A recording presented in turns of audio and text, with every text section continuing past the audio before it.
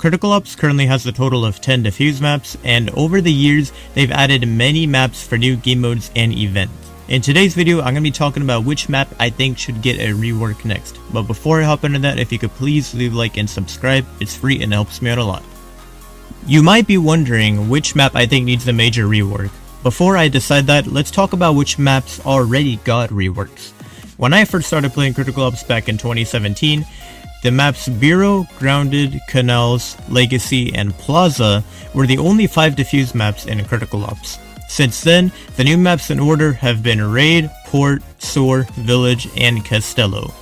All 5 of the OG maps have already gotten major reworks in the past. Now you might be wondering why the newer maps haven't gotten major reworks, and that has to do with the Critical Ops 1.0 update. When Critical Ops 1.0 came out, we had new character models and new team factions named Breach and Coalition. Before this update, the teams were called Terrorists and Counter-Terrorists. When new character models were created, the old maps needed to be reworked because certain game mechanics such as crouching and jumping were changed over time with the 1.0 update, so certain parts of map design needed to be adjusted. So right now in Critical Ops you might be a certain height when you're crouching, but in the older update the crouch height was taller, so if something was made to be a head glitch in the older update, the object would be too tall after the major 1.0 update and therefore it would need to be redesigned. Because of this, the main 5 original maps got reworks in Critical Ops so they could adjust with the newer update. Raid wasn't released in Critical Ops until after update 1.0, so with all the maps going forward after that, these major reworks weren't really needed because the maps are already made with the new character models in mind. Now since then, certain maps such as Raid have gotten minor changes to them, but today I'm going to be talking about which newer map needs a major rework, and that map is going to be Soar. Now you might be wondering, why does Soar need a rework? Well, this map is a very difficult one for both the casual and competitive scene in Critical Ops. There are way too many corners and head glitches to abuse on the Coalition side, making attacking a very tedious process. Since Critical Ops doesn't have a voice chat, it can be very difficult to try and coordinate attacks together in-game. Even in tournaments, teams struggle to push up and take map control. Let's take the B site for example.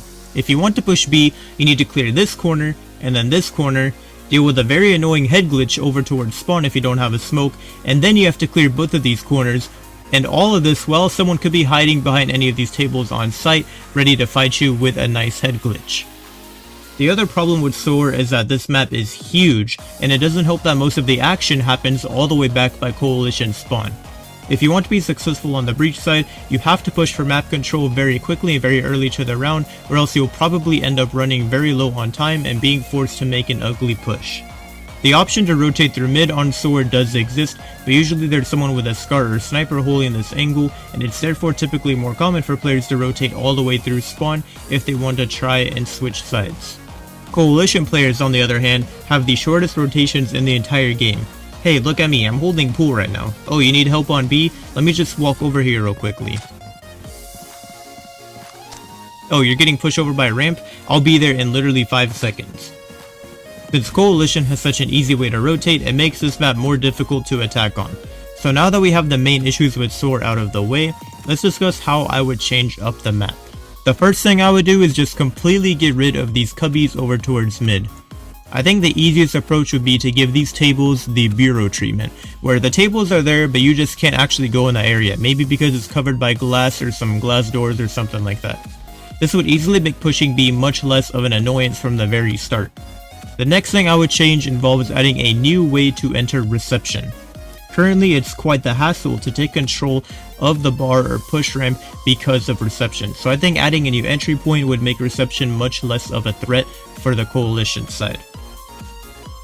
I think the easiest way to do this would be to give players a catwalk that goes into the side of reception over this ramp.